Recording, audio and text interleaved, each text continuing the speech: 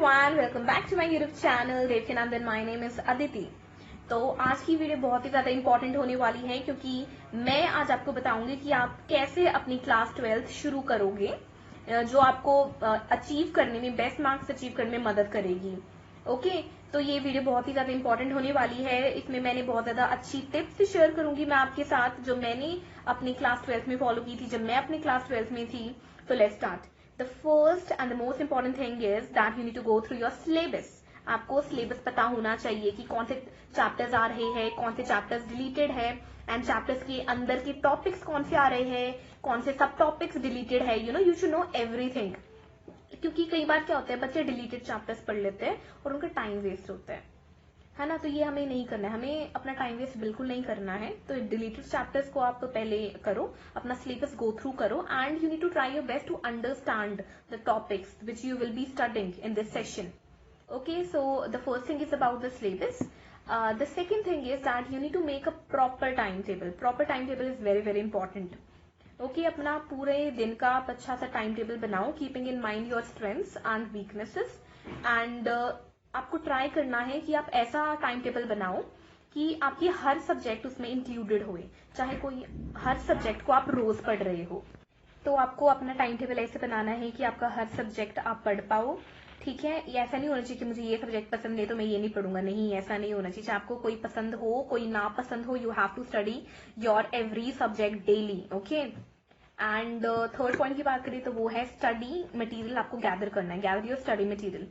So you need to go to the stationery, अपनी जितनी भी टेक्स्ट बुक्स है, अपना रेफरेंस बुक्स है, अपनी गाइड है, ओके, एंड जो अदर स्टडी मटेरियल्स होते हैं उन्हें सारा कलेक्ट करो और लेकर आओ। ये होना चाहिए। लास्ट तक मत छोड़ो कि जब हमारी क्लास शुरू होगी तब मैं लेके आऊंगा, नहीं, फिर बाद में कंफ्यूज हो जाए, फिर आपको पता नहीं चलेगा कौन सी रेफरेंस बुक खरीदूं, कौन सा क्या खरीदूं जिससे मुझे बाद में हेल्प मिलेगी। अभी कर लो। और इन जो सारी आपकी बुक्स है ऐसे ऑर्गेनाइज करनी है that these are easily accessible, you need them. ऐसे नहीं होना चाहिए कि एक बुक यहाँ पढ़िए एक बुक वहां पढ़िए, एकदम सिस्टमैटिक वे से ऑर्गेनाइज करके रखनी है।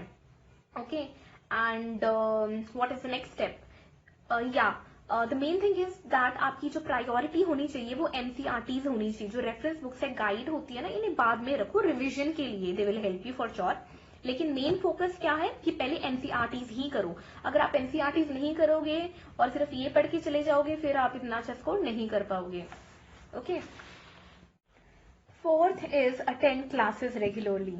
हमेशा स्कूल जाना है, छुट्टी नहीं करनी है। ऐसा नहीं होना चाहिए कि आप घर पे बैठकर ही पढ़ाई कर रहे हो, नहीं, क्योंकि ये दो चीज के लिए इंपॉर्टेंट है। फर्स्ट इज आपकी अटेंडेंस कंप्लीट करने में, क्योंकि क्या होता है at the end of the session there are many students जिनकी अटेंडेंस कंप्लीट नहीं होती है, फिर उन्हें बहुत प्रॉब्लम फेस करनी पड़ती है कि उन्हें एडमिट कार्ड नहीं मिलता। ठीक है, तो you need to attend your classes regularly, school daily जाओ, अटेंडेंस आपकी पूरी हो सके। और सेकंड है कि अगर आपको कोई डाउट है, आपने कोई चैप्टर पढ़ा है, आपको कोई डाउट है, तो आप टीचर के पास नेक्स्ट डे जाके पूछ सकते हो। ये डाउट नहीं रहना चाहिए लास्ट तक, क्योंकि फिर लास्ट में फिर कोई नहीं होता बताने के लिए कि कौन सा डाउट है ना, कैसे सॉल्व होगा, आंसर क्या है इसका उसका, कोई नहीं होता। तो अभी कोई पेंडिंग मत रखो, एंड जितने भी डाउट हो चैप्टर स्कूल जाओ, फिर उसके बाद घर पर जाओ, फिर वहां रिवाइज करो जो भी क्लास में पढ़ाया गया है, और फिर अगर कोई डाउट है फिर नेक्स्ट डे स्कूल जाने के बाद टीचर से पूछो। Fifth is practice regularly. आपको हमेशा रेगुलरली प्रैक्टिस करनी है। एक चैप्टर पढ़ा, फिर उसके बैक एक्सरसाइजेस सॉल्व करें, फिर उसके इंपॉर्टेंट क्वेश्चन आंसर देखे, फिर सैम्पल पेपर सॉल्व किया और देखा कि मतलब कौन से उस चैप्टर से रिलेटेड क्वेश्चंस है, मॉक टेस्ट सॉल्व किए। तो आपको इससे क्या होगा, आपको एक बेटर अंडरस्टैंडिंग मिलेगी चैप्टर की। आपको समझ आएगा कि हाँ, एग्जाम में ऐसे ऐसे क्वेश्चन आ सकते हैं तो मुझे ऐसे आंसर फ्रेम करना है। कई बच्चों को आंसर राइटिंग नहीं आती, वो यहाँ सब कुछ कर लेते हैं but they do not know how to frame an answer. तो ये अगर आप प्रैक्टिस करोगे लिख लिख के तो आपको ये बाद में प्रॉब्लम नहीं आएगी एग्जाम के टाइम में। Next step is stay updated. अपना अपडेटेड रहो, आपको हर इंफॉर्मेशन के बारे में पता होना चाहिए जो भी आपके एकेडमिक ईयर से रिलेटेड है। अगर क्योंकि क्या होता है कि कई बार सिलेबस चेंज हो जाता है, कई बार कोई चैप्टर डिलीटेड हो जाता है, या फिर कई बार क्या होता है ऐड हो जाता है, टॉपिक कोई ऐड हो जाता है, तो आपको पता होना चाहिए। और आपको ये भी होना चाहिए पता, पहले ही पता कर लेना कि कब आपके प्रैक्टिकल शुरू होने वाले हैं, कब आपकी वाइवा है, कब आपको वो करना है, व्हाट वी से आपके असाइनमेंट वगैरह कब सबमिट करने हैं, प्रोजेक्ट। ये आपको सब कुछ पता होना चाहिए कि बाद में डिले ना हो जाए। और आप अपना अकॉर्डिंगली प्रिपेयर कर पाओ सब कुछ।